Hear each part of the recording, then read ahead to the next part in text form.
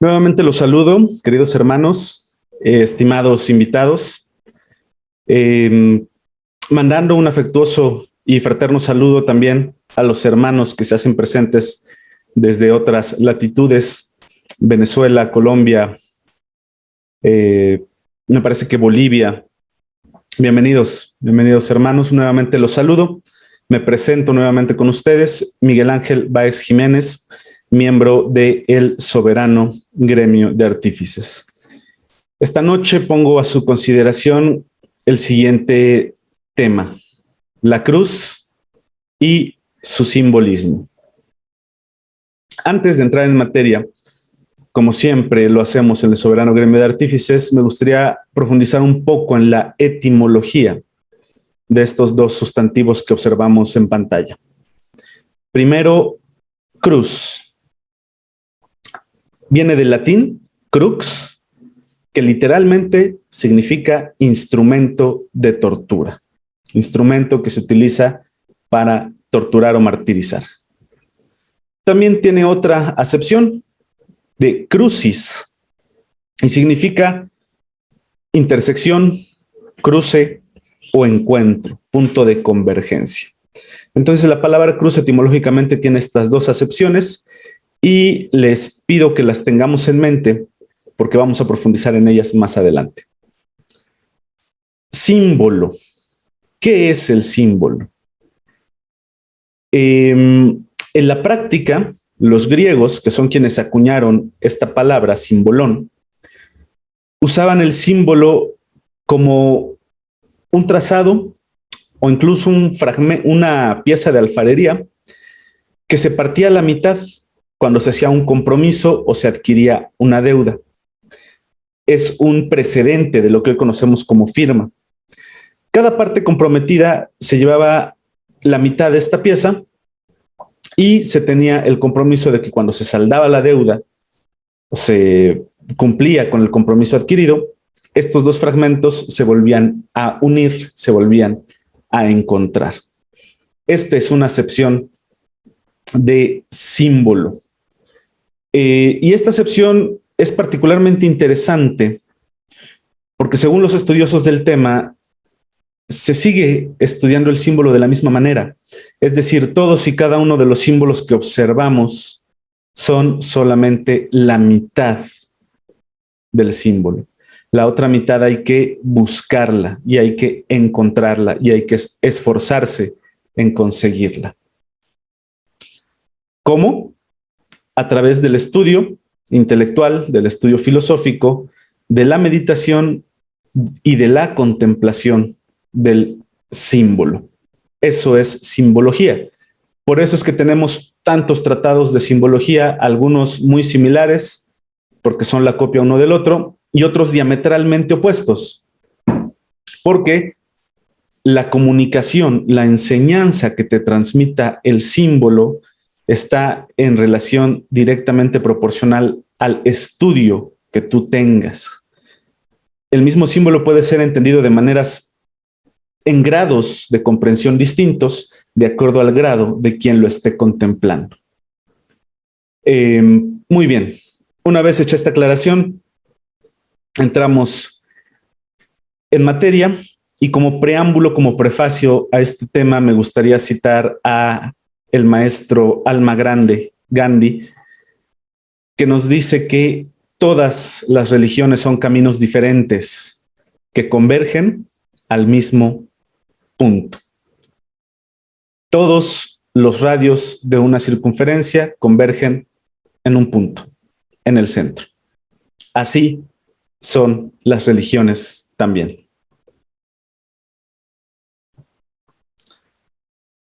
¿Y por qué hablar de religiones? Porque seguramente a más de alguno de nosotros, cuando leímos el título de esta presentación, la cruz y su simbolismo, la primera cruz o alguna de las primeras cruces que llegó a nuestra mente fue la que observamos en el centro de esta pantalla.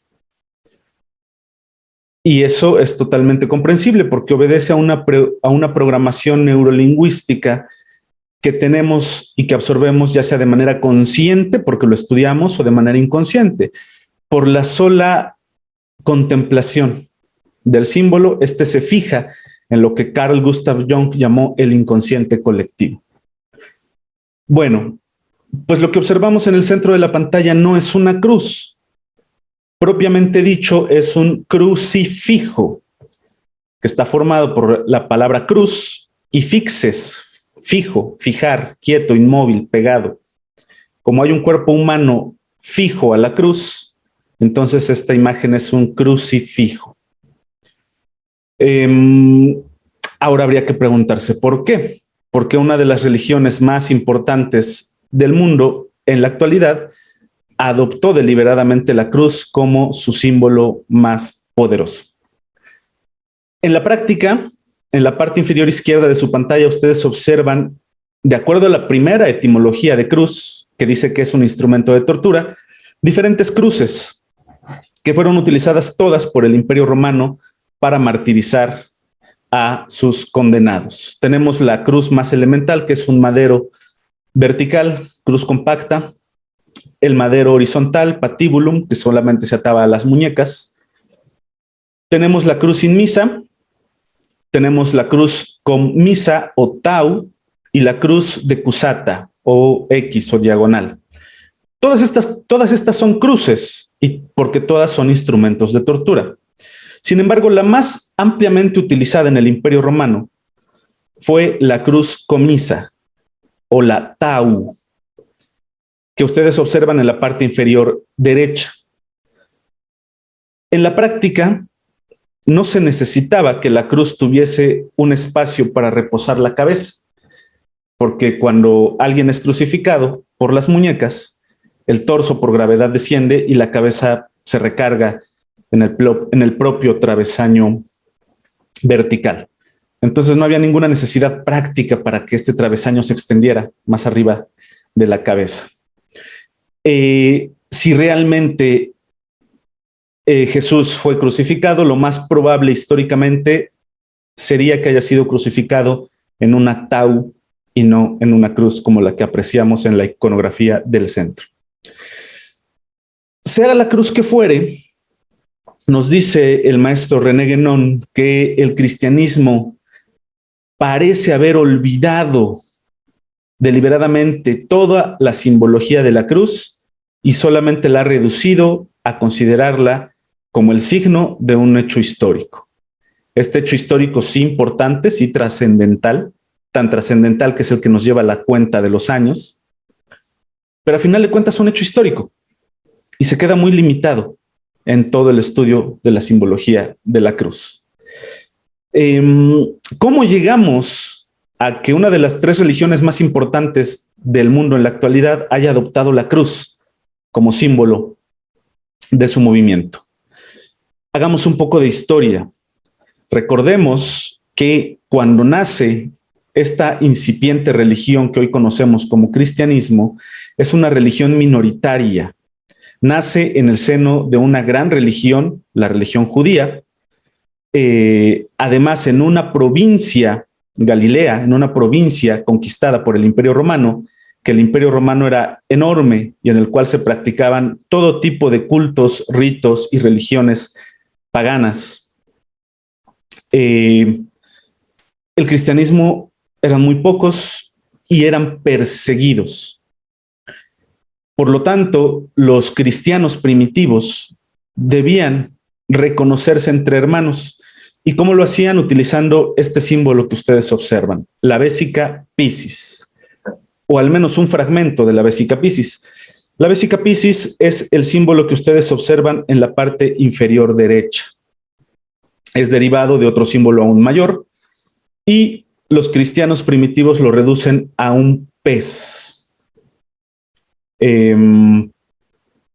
Se dice que los cristianos primitivos, aparentemente al azar, para reconocer a un hermano, trazaban en la tierra con una vara o en un muro con tiza o con carbón o en un árbol con un punzón, trazaban líneas aparentemente aleatorias con la condición de que una de ellas fuese un arco. El otro hermano se acercaba y también aparentemente empezaba a trazar líneas aleatorias y completaba con otro arco.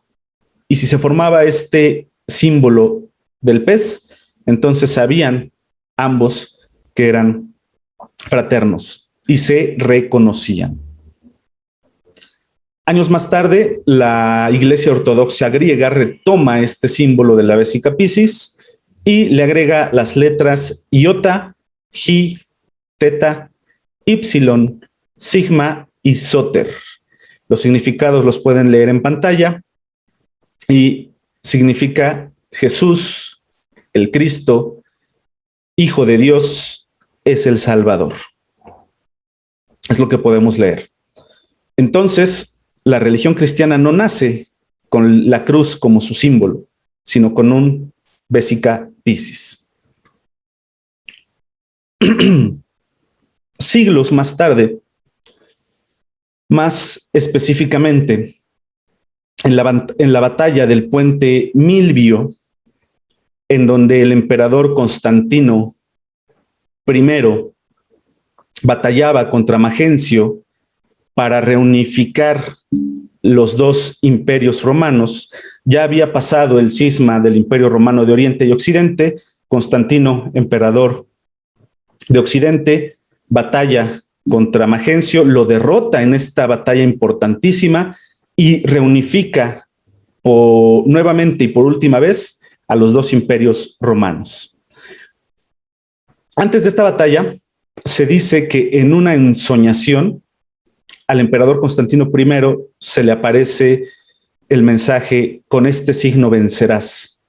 Y aparece esta imagen que ustedes ven, este símbolo que es conocido como el crismón, que está formado por una J y una Rho, una letra Rho del alfabeto griego. Y estas dos letras son las iniciales del nombre de Cristo en griego. Christos, que significa el ungido. El emperador Constantino manda grabar en las prendas, en los estandartes y en las armas de su ejército este signo y efectivamente vence la batalla. Esta es la historia romántica, este es el mito. Algo que tal vez algunos cronistas no nos cuentan es que Constantino I estaba fuertemente influenciado y programado por su madre, Flavia Julia Helena, también conocida como Santa Helena de la Cruz o Helena de Constantinopla. Helena, que si bien nació siendo pagana, se convirtió rápidamente a esta nueva religión naciente del cristianismo.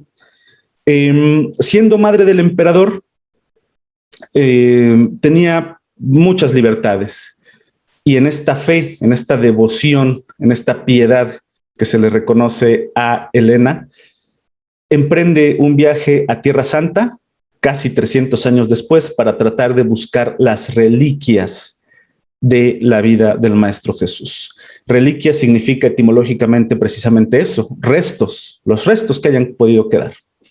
Llega al Gólgota, al Cerro de la Calavera, en donde supuestamente fue crucificado el Maestro, y en la cima ya se encontraba un templo a la diosa griega, a la diosa romana Minerva. Bueno, la madre del emperador manda derribar el templo y a comenzar las excavaciones. También por eso Santa Helena es reconocida como la santa patrona de la arqueología, fue la primera arqueóloga.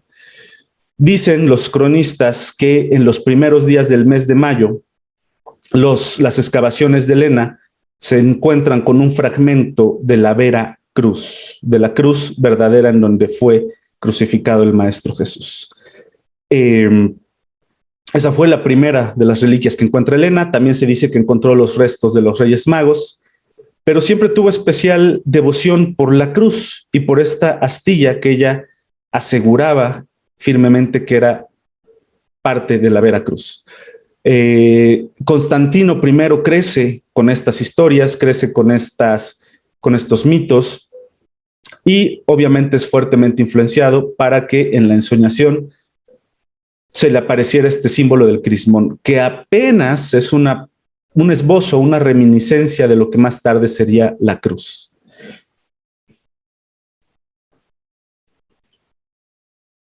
Bueno, el emperador Constantino, en el año 313, después de unificar los dos imperios romanos, promulga el Edicto de Milán. Y aquí hay mucha confusión porque algunos piensan que Constantino I y el Edicto de Milán fueron los que oficializaron la religión cristiana en el Imperio Romano, y tal cosa no es cierta. El Edicto de Milán lo que promulgaba era la tolerancia de cultos en todo el Imperio Romano. Había bastantes, y no se proclamó ninguno superior o inferior al otro, sino todos eran tolerados y respetados bajo el Edicto de Milán. Otra cosa importante que hizo Constantino I fue el primer concilio de Nicea.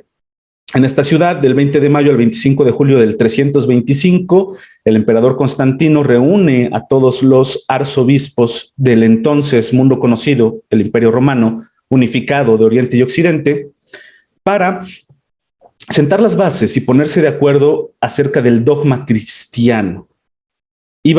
Se practicaban diferentes cristianismos. Sobre todo estaba cobrando mucha fuerza el arrianismo, en donde Arrio decía que el hijo no puede ser de la misma naturaleza que el padre. Necesariamente tiene que estar subordinado o tiene que ser de una naturaleza inferior al padre. Y en el primer concilio de Nicea se dice que no, que el Padre, el Hijo y el Espíritu Santo son uno y lo mismo en igualdad de condiciones.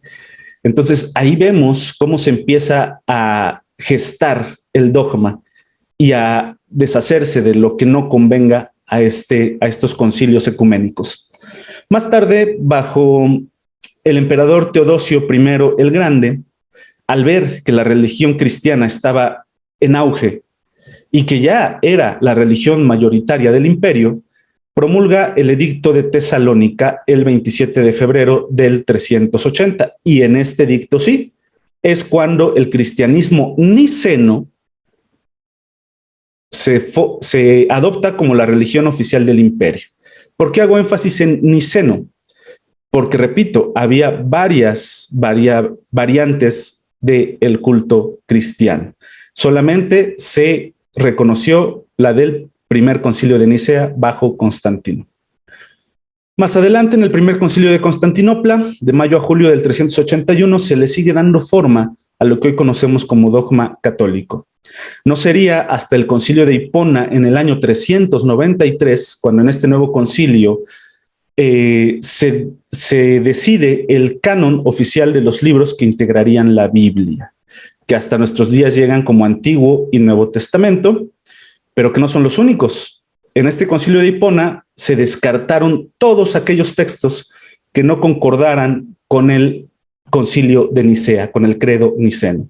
A estos libros cristianos que no concordaban, se les hizo a un lado, se les apartó, se les ocultó, y precisamente esa es la etimología de apócrifos. Todos los textos o evangelios apócrifos son estos libros que quedaron descartados en el concilio de Nicea. Apócrifo no quiere decir falso, ni mucho menos, solamente quiere decir apartado, separado u oculto.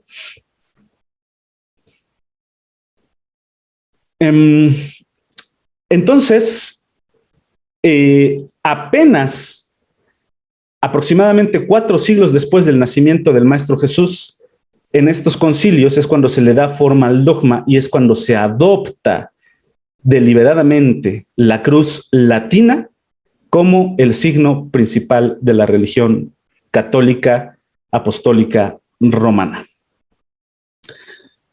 Sabemos muy bien que el cristianismo es heredero del judaísmo. El Maestro Jesús nació, vivió y creció y murió siendo judío. El Maestro Jesús nunca fue cristiano. Como tal, eran practicantes de la ley mosaica, de la ley de Moisés, aquella ley que Yahvé diera en el monte Sinaí al patriarca Moisés. Y en Éxodo capítulo 20, versículos del 1 al 17, nos llega esta ley mosaica en forma de lo que hoy conocemos como los 10 mandamientos. Me voy a permitir citar los versículos 4 y 5. No te harás imagen ni ninguna semejanza de lo que hay arriba en el cielo, ni abajo en la tierra, ni en las aguas debajo de la tierra. No te inclinarás ante ninguna imagen, ni las honrarás, porque yo soy Yahvé tu Dios, fuerte, celoso, que castigo la maldad de los padres sobre los hijos hasta la tercera y cuarta generación de los que me aborrecen. La ley mosaica le prohibía al pueblo judío hacer cualquier tipo de imagen y adorarlo. Es por eso que el judaísmo no tiene ningún símbolo como tal. Lo que sí abunda en el judaísmo son las historias acerca de los báculos o varas de poder. Estos báculos, precisamente como el del patriarca Moisés, que son fuertemente influenciados, a su vez el judaísmo es fuertemente influenciado y heredero de la religión del Antiguo Egipto, por la simple y sencilla razón de que el pueblo hebreo fue cautivo del pueblo egipcio durante cientos de años. Se dice incluso que algunos de los patriarcas del pueblo hebreo al mismo tiempo pertenecían a la clase sacerdotal de Egipto. No es coincidencia entonces que las varas o los báculos o los cetros que portaran Moisés, Isaac, etcétera, etcétera, fueran una copia casi idéntica de los báculos sagrados egipcios. Este báculo de Moisés, el que separó las aguas para que cruzara el pueblo en su éxodo, este báculo de Moisés que golpeó una roca para que manara agua y el pueblo no se muriera de sed en su travesía por el desierto, esta misma vara de Moisés en la que se enroscó una serpiente al puro estilo de la vara de Esculapio griega y con la cual curara a todo el pueblo hebreo en este éxodo en busca de la tierra prometida. Y báculos y cetros de poder ha habido en todos los lugares. Como muestra tenemos al dios Hermes, mensajero de los dioses, portando su famoso caduceo con dos serpientes y alado. Báculos tienen los papas, los gobernantes, incluso en nuestros días las tribus indígenas aún conservan esa tradición de pasar el bastón de mando al patriarca de la comunidad. Y esto es lo más parecido a un símbolo que tenemos en el pueblo judío. Entonces, ¿de dónde viene la cruz? Bueno, la cruz no pertenece a ninguna religión, a ningún país, a ningún punto geométrico, ni tampoco a ningún periodo histórico que podamos rastrear, al menos. Eso lo demuestran todas las cruces encontradas por prácticamente los 4 puntos cardinales de nuestro planeta. Tenemos en la imagen, ustedes observan una espada, una campana, discúlpenme, una campana con la cruz gamada o esvástica en Japón. La misma esvástica, la misma cruz gamada aparece en una vasija mochica en Perú. La misma cruz aparece en el pecho de un dios sumerio. Estos 3 objetos, todos milenios antes del nacimiento de Jesús.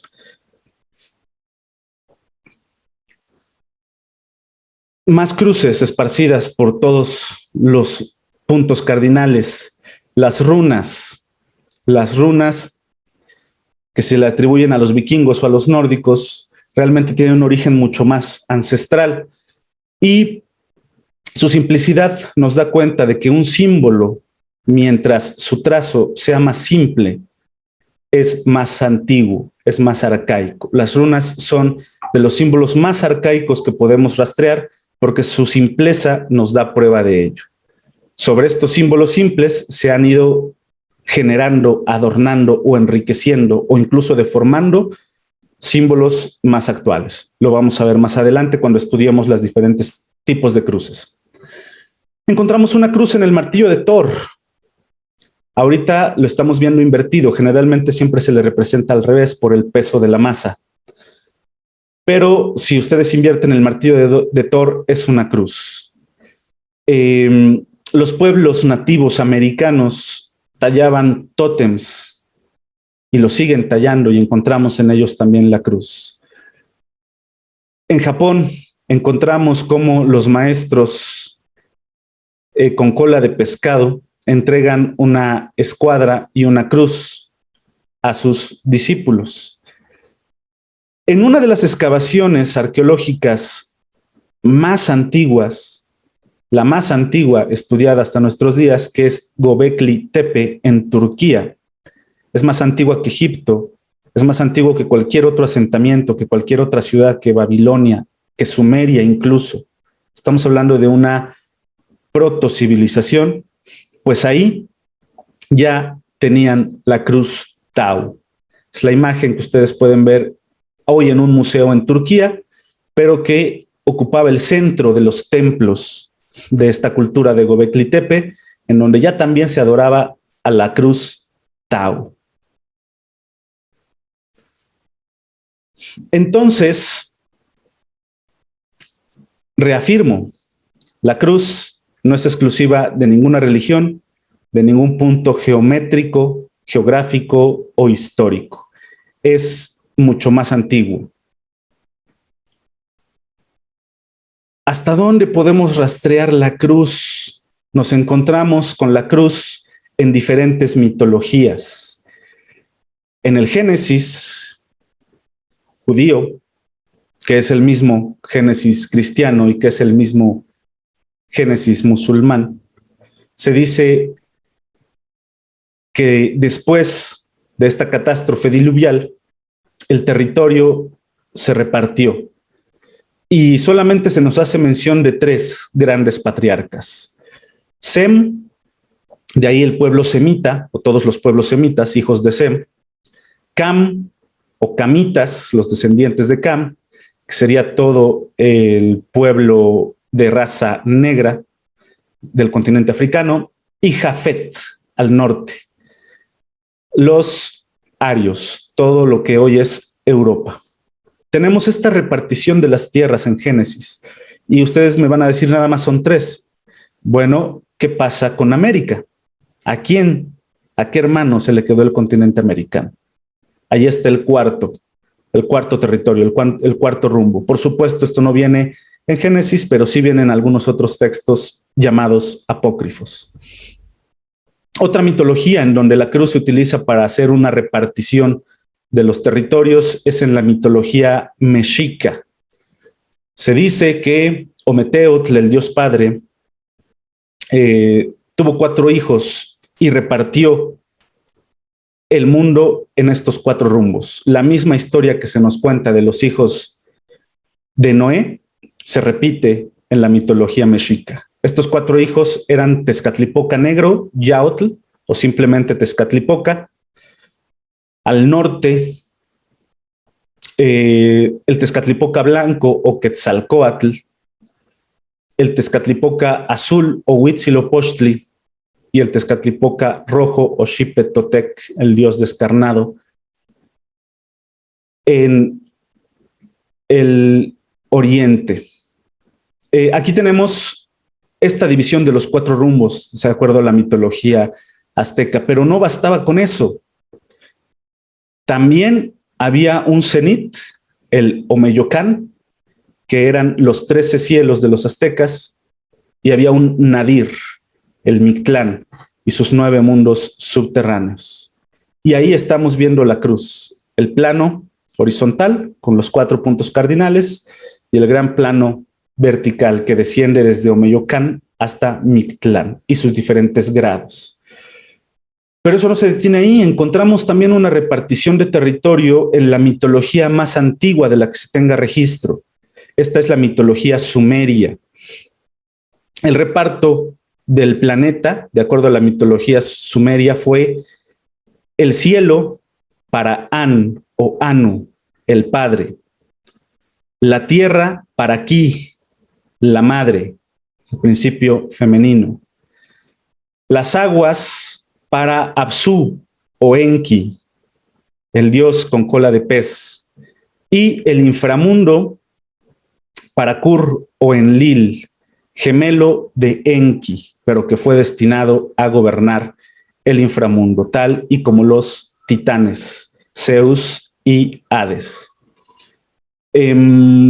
Y también encontramos este símbolo de los 4 puntos cardinales en muchas culturas originarias. Lo encontramos, por ejemplo, en las culturas del centro de Australia, en las culturas nativoamericanas, en las culturas mesoamericanas, sudamericanas, en China, en el Tíbet, etcétera, etcétera, etcétera. Y todas parecen contar la misma historia. La primera cruz se trazó para dividir los 4 rumbos, los 4 puntos cardinales, la Tierra, el planeta. Y para separar, para dividir, la cruz delimita, la cruz secciona, la cruz separa. Entonces, ¿cómo llegamos al símbolo de la cruz? Tenemos que entender las 2 partes que lo componen.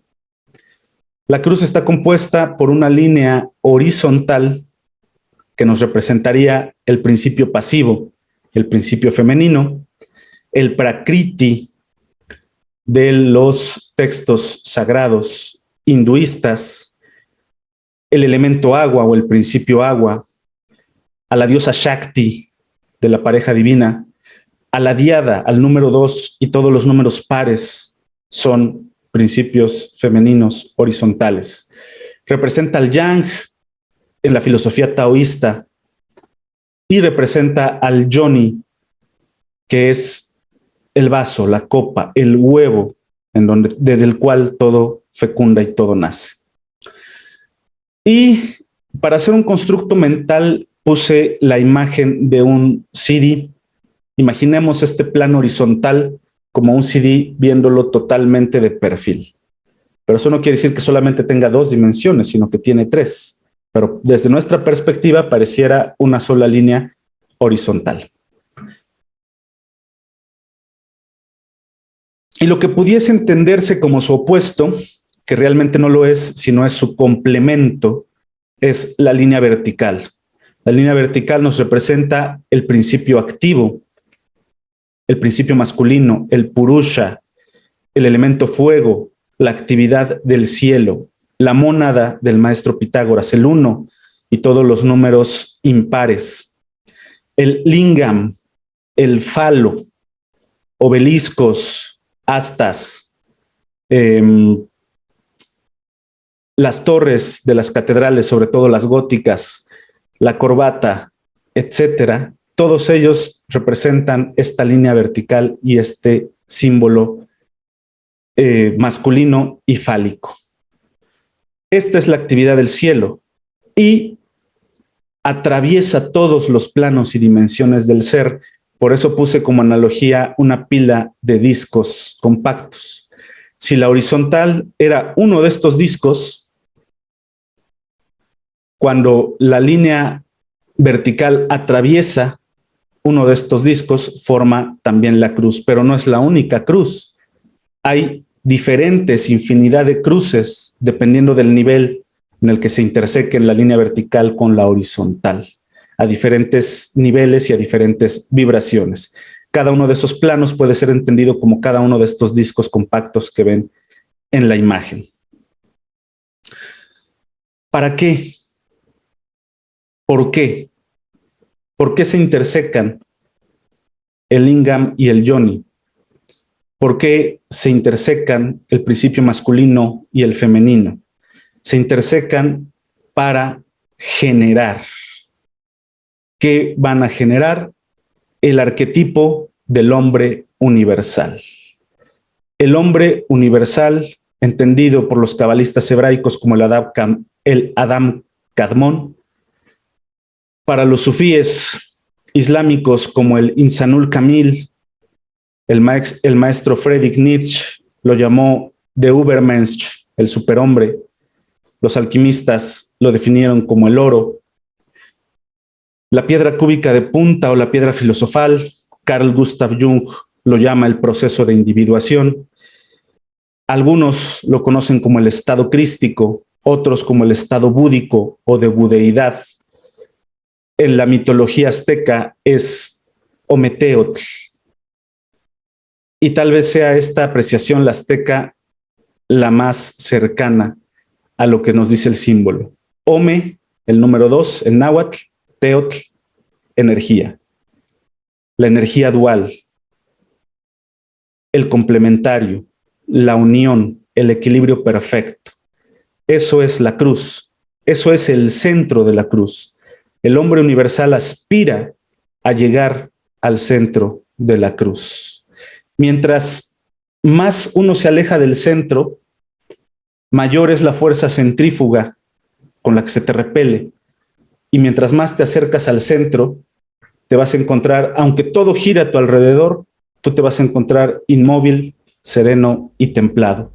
Ese es el sabio perfecto, quien alcanza este centro y este punto de equilibrio. Y encontramos muchos símbolos que nos representan el mismo arquetipo. La cruz, evidentemente, es la que estamos estudiando el día de hoy, pero la escuadra y el compás nos dicen exactamente lo mismo, la unión del principio masculino, de la divinidad, del plano superior representado por el compás, con el plano femenino, con el plano material, con el plano receptivo, que es la escuadra. Y en el centro hay generación, hay un germen. Lo mismo nos dice el sello del rey David, donde el triángulo equilátero apuntando hacia arriba significa el principio masculino y el triángulo equilátero apuntando hacia abajo representa la copa o quien recibe el principio femenino. Lo mismo nos dice el yin y el yang de la escuela taoísta, el equilibrio de dos fuerzas en comunión, girando y generando. No puede haber blanco sin negro ni negro sin blanco. Es una cruz también. Lo mismo nos dice la estrella de 5 puntas, la realización perfecta, la cristalización de la piedra filosofal según la alquimia.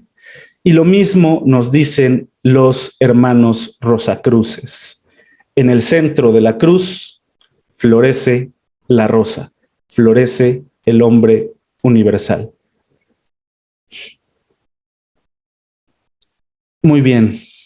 Una vez que hemos entrado al estudio de diferentes símbolos, vamos a tratar de entender algunas de las cruces más difundidas o más estudiadas.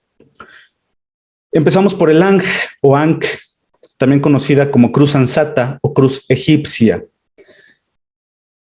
Además de lo que ya se dijo anteriormente, nos representa un portal.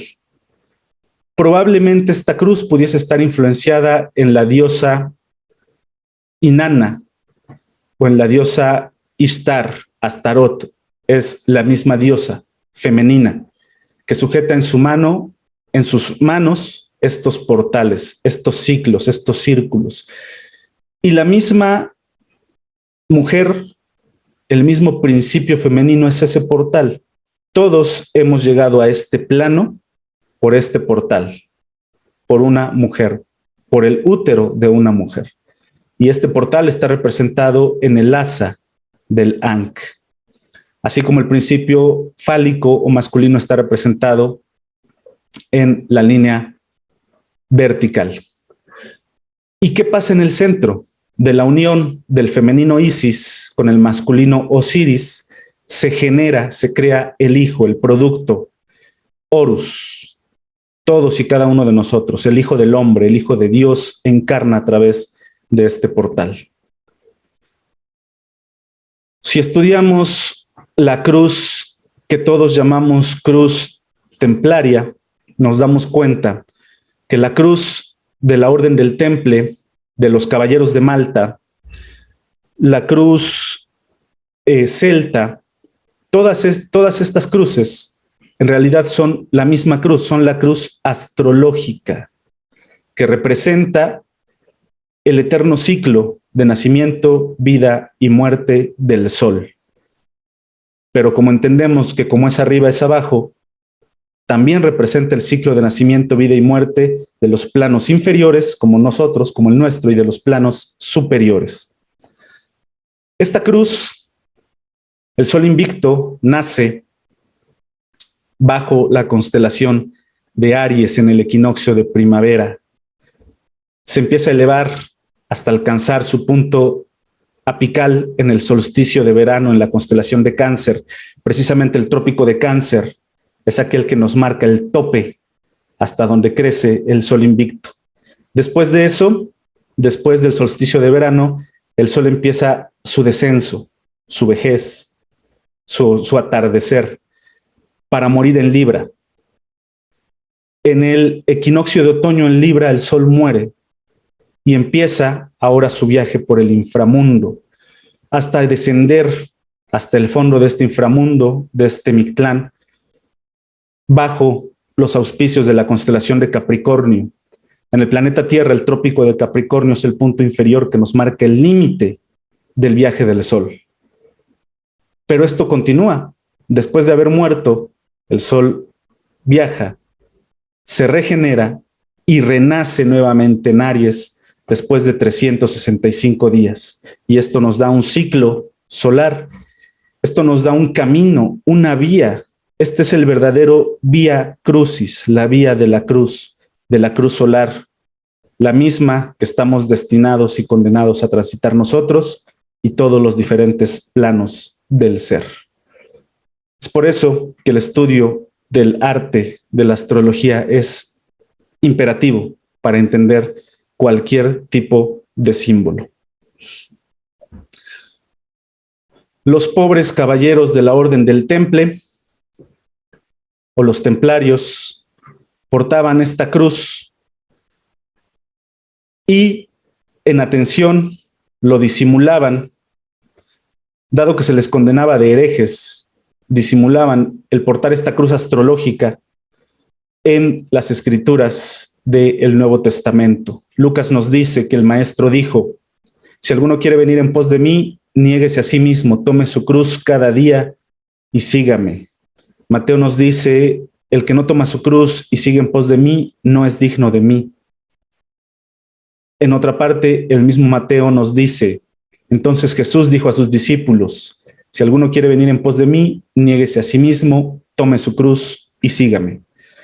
Los templarios entendieron que el símbolo de la cruz no representa el hecho histórico de la muerte del maestro. La cruz es un ciclo, la cruz significa trabajo. Todos los días estos sacerdotes guerreros tomaban su cruz, la cargaban en sus ropajes, en sus armas, en sus herramientas de trabajo y salían a trabajar cargando esa cruz.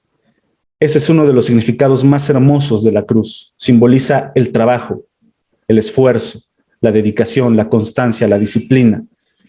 Y los alquimistas nos dicen que solamente a través de la cruz y de este trabajo purificador, de este trabajo transformador, se podrá lograr tener la cruz en la parte superior. Los invito a que observen el símbolo alquímico de la tierra. Es una cruz atravesando una circunferencia. Nos vuelve a hablar de lo mismo, de la encarnación, de la densidad, de la separación, de alejarnos de ese centro de la cruz. Después, Venus tiene una cruz en la parte inferior. Júpiter también tiene su cruz en la parte inferior. Ceres también. Neptuno sigue con la cruz en la parte inferior. El maestro Mercurio, a pesar de ser un gran maestro, sigue con la cruz inferior, lo mismo que Plutón. ¿Qué quiere decir esto? Que todos estos entes, que todas estas fuerzas, que todos estos elementos, que todos estos agentes sirven para el trabajo, están trabajando en este proceso alquímico. El único que ha concluido la gran obra, el único que ha coagulado, es el maestro Saturno.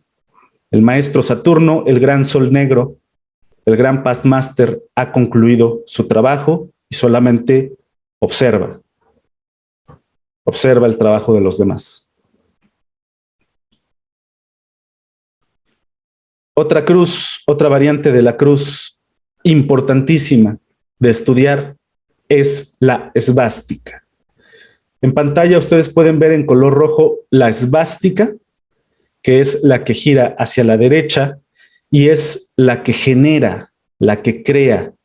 La esvástica no es otra cosa más que, si ustedes se imaginan a una cruz como si tuviesen un reilete de 4 aspas y empezaran a girar ese reilete por el centro, nos empezaría a dar en las revoluciones más bajas una esvástica, es una cruz girando.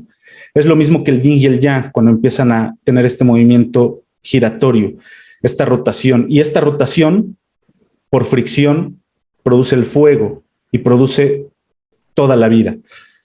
También simboliza nuestro sistema solar, que tiene un centro y todo gira a su alrededor, pero también significa nuestra galaxia, que también tiene un centro y todo gira a su alrededor, la Vía Láctea, pero el propio universo se dice que como es arriba, es abajo, y el propio universo tiene su centro, y todos giramos a su alrededor, en un proceso de expansión.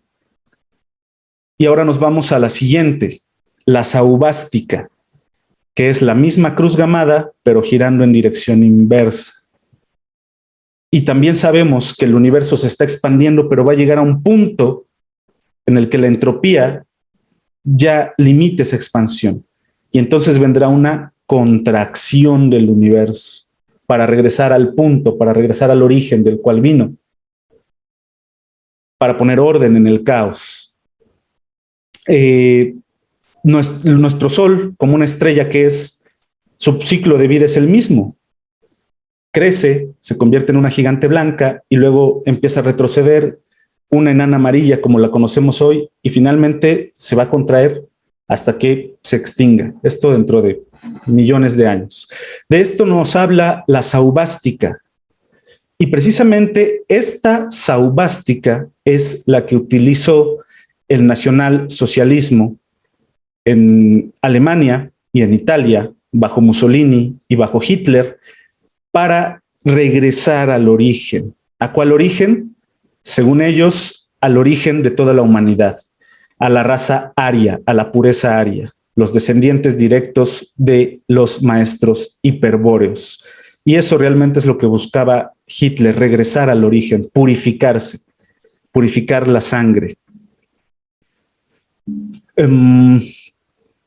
Si seguimos girando esta cruz y esta esvástica, nos va a dar otro gran símbolo, la rueda del Dharma, que también es otro tipo de cruz. La rueda del Dharma nos sigue hablando de este ciclo interminable de nacimiento, vida, muerte, purificación y renacimiento por la eternidad, hasta que aprendas a no estar en ese extremo de la rueda del Dharma, sino hasta que recorras tu camino y llegues al centro. Ya dijimos que mientras más estés cercano al centro de rotación, la fuerza centrífuga es menor, se siente, se manifiesta en menor medida. Cuando se llega al centro y se alcanza el arquetipo, se alcanza el estado de budeidad, entonces se puede escapar de esta rueda del Dharma y de este ciclo interminable de reencarnaciones. Así nos los ha demostrado el maestro Siddhartha Gautama y todos los budas anteriores y posteriores a él, que hay una vía de la cruz para llegar al centro y escapar a la rueda del Dharma. Pero ampliemos los planos del ser. La cruz no solamente se manifiesta en 2 dimensiones, sino en 3. En el centro de este cubo ustedes observan a una cruz en 3ª dimensión. La figura del centro refuerza esta imagen y los maestros mexicas lo tenían muy claro. Es la misma repartición de los rumbos que ya ellos tenían. Los 4 puntos cardinales, los 4 tezcatlipocas, los 4 elementos, las 4 estaciones, los 2 equinoccios y solsticios, etcétera, etcétera, etcétera, pero todos coagulaban, todos se unificaban en el centro, donde hay otro eje, donde está el Omeyocán y el Mictlán, el trabajo del cielo, donde hay una escalera para subir, pero también para bajar a todos y cada uno de estos planos. Los maestros mexicas concibieron 13 planos superiores y 9 inferiores, pero las enseñanzas nos dicen que hay indefinidos planos superiores e inferiores. Si rotamos esta cruz tridimensional, si la hacemos rotar bajo su mismo eje, nos da la esfera, que también es otro tipo de cruz, por más disparatado que parezca. La esfera, nos dice el maestro Pitágoras, que representa al uno, representa al creador, representa la figura perfecta. Y no es otra cosa más que este centro, este circunpunto en revolución y emanando en todas direcciones. Encontramos otro tipo de cruz, la cruz de Jerusalén, o también llamada cruz de las cruzadas. Este fue el signo que les dio el Papa Urbano II a los primeros cruzados para reconquistar la Tierra Santa de los infieles. Es una cruz griega con 4 cruces más pequeñas en cada uno de sus cuadrantes. Simboliza muchas cosas, pero se entiende también como el plano arquitectónico del famoso templo de Jerusalén, del maestro Hiram Aviv, y edificado por Salomón. Recordemos que, según nos dicen los cronistas, fue debajo de este templo donde los pobres caballeros de la Orden del Temple encontraron o descubrieron o aprendieron algo que los haría una de las fraternidades más influyentes hasta nuestros días. La cruz ortodoxa rusa, que es la misma que la latina, la misma que la católica, pero añade un travesaño superior para la famosa inscripción de INRI, aquí yace el rey de los judíos, y un travesaño inferior porque, según la Iglesia Ortodoxa rusa y griega, el Maestro Jesús no fue sujeto a la cruz en un solo punto por los 2 pies, sino que fueron en lugares distintos, por eso tiene este travesaño lateral. La cruz copta, la Iglesia copta primitiva, mezcla el Ankh, la cruz ya estudiada egipcia, con este símbolo del circunpunto y nos da como resultado la cruz copta primitiva. En una segunda etapa, la cruz copta antigua semeja la misma cruz, pero con los clavos, los 4 clavos de Jesús. Recordemos que para la Iglesia copta y ortodoxa hay 2 clavos, uno en cada mano, y 2, uno en cada pie. Por eso aparecen 4 clavos en lugar de 3. La cruz copta moderna trata de conservar la simbología, pero le añade mucha más decoración y mucho más colorido. Recordemos lo que se dijo hace un momento: mientras más simple es el símbolo, más arcaico y más fiel es al original. La cruz de Calatrava, utilizado por esta orden, la orden de Calatrava, es una orden caballeresca, que es la misma cruz de brazos iguales, pero además rematada por la flor de lis. También esta cruz se llama cruz florizada, precisamente porque remata en la flor de lis. Y entonces encontramos 2 símbolos tremendamente poderosos: la cruz de 4 brazos equiláteros y la flor de lis en las puntas. Y esto ya va entrando en heráldica y en apellidos y casas. La cruz Tau es la Tau del alfabeto griego y también es la última letra del alfabeto hebreo. Se utiliza hasta nuestros días por los hermanos hospitalarios de San Antonio en las cruzadas y también por la orden franciscana. Hasta nuestros días los hermanos franciscanos cuelgan de su cuello una cruz Tau, generalmente de madera, en color café, tal y como lo hiciera Francisco de Asís. La empleaba incluso para firmar. Dedicó Francisco de Asís muchos años de su vida al estudio de este símbolo. Tenemos otras variantes de la cruz. Tenemos la cruz del primer papa, de San Pedro, que cuando se le condenó a morir crucificado, solamente pidió que se le crucificara de cabeza, para no emular ni insultar a cómo había muerto su maestro. Entonces, la cruz invertida, que algunos asocian con iglesias satánicas u ocultistas, realmente es la cruz del primer papa de la Iglesia Católica Romana, la cruz de San Pedro. En el centro encuentran la cruz arzobispal, Para marcar jerarquías no bastó con la cruz latina, sino que se le pone un travesaño en la parte superior para marcar una jerarquía del arzobispo. Y no conformes con eso, los papas aún le añaden un travesaño superior más para dejar muy claro que la jerarquía mayor es la del papa. Y disimulan la cruz como un báculo, reminiscencia de los patriarcas. Pero realmente, ¿qué empezamos a ver aquí? Empezamos a ver cómo la cruz se empieza a deformar y se empieza a tergiversar para adaptarse a lo que yo creo, a lo que yo pienso y a lo que yo quiero que las masas crean, piensen, sientan y digan. La cruz es un instrumento de tortura y de sometimiento para el pueblo.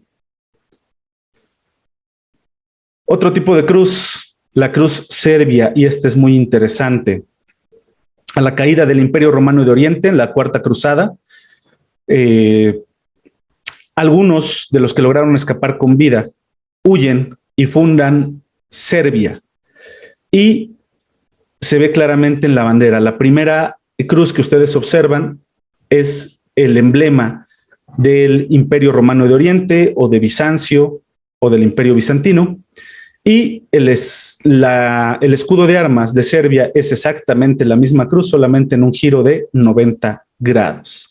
Destacan en cada cuadrante las letras B, que son Basileus, Basileón, Basileuón, Basileuntón.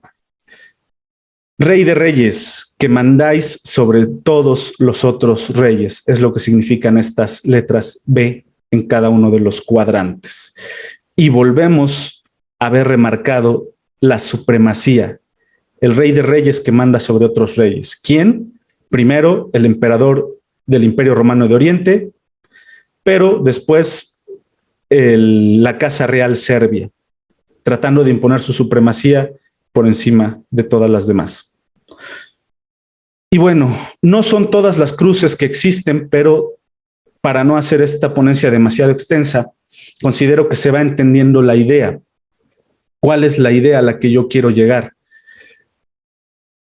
Primero, la cruz más simple es la más arcaica y todas las demás son reminiscencias o adiciones o adaptaciones a los puntos geográficos, a las culturas, a las religiones, a los sacerdotes, a las ideologías y a los intereses de un segmento, de un fragmento de la población. La cruz puede estar representada de maneras muy diversas. Ya pusimos algunos ejemplos. El yin y el yang, el sello de Salomón, la escuadra y el compás, la estrella de 5 puntos, etcétera. Todas nos hablan de el camino del estudio en sí mismo para llegar al centro, al arquetipo por antonomasia, al hombre universal, al estado crístico, al estado búdico, al estado contemplativo. ¿Y para qué? Solamente cuando llegamos al centro de la cruz, que es la aspiración de todo iniciado, es cuando comprendemos y nos hacemos conscientes de que estamos participando en un gran plan, en la gran obra. Así nos los dice el hombre de Vitruvio, así nos los dice el maestro Da Vinci, cuando nos habla del plano espiritual, del plano divino en el círculo, del plano material concreto y denso en el cuadrado, y cuando nos dibuja a dos hombres, uno clavado en la cruz, un cruci fijo, propiamente dicho, y a otro hombre, al hombre que baja, que desciende de la cruz, que carga su cruz y que se pone a trabajar en la gran obra. Esta gran obra que los alquimistas llamaban la cuadratura del círculo, y en donde también encontramos la cruz en el principio masculino y femenino. Este mismo trabajo del que nos habla la Revis alquímica, llegar a este andrógino, al Revis, a la unión, al equilibrio perfecto del masculino y el femenino, de la escuadra y el compás, del azufre y del mercurio, como lo indican los símbolos a los pies de la Revis. Y de esto también nos habla este otro símbolo, el Baphomet, que con la mano derecha apunta hacia el cielo y nos dice disuelve, solve, y con la mano izquierda apunta hacia abajo y nos dice coagula. El Baphomet es el equilibrio perfecto entre solve y coagula, entre principios positivos y negativos, en fijación, en equilibrio perfecto. Y así lo demuestra el caduceo de Hermes que porta en el centro Baphomet.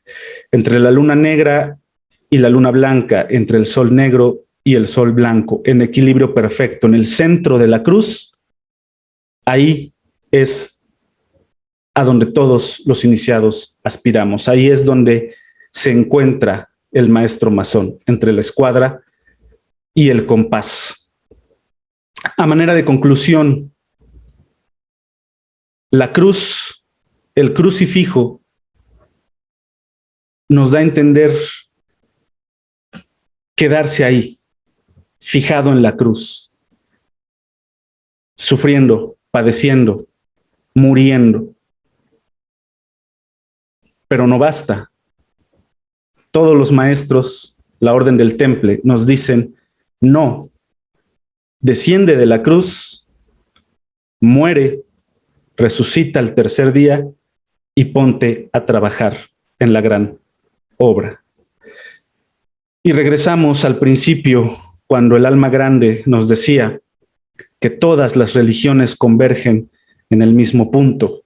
Y también así lo reafirma la maestra Blavatsky, cuando nos dice que no hay religión más elevada que la verdad. El estudio de la simbología de las religiones, la contemplación del símbolo, nos va a hacer evidente esta gran verdad que se tiene desde el principio de los tiempos. Hay un solo punto y todos buscamos religarnos a él. Es cuanto.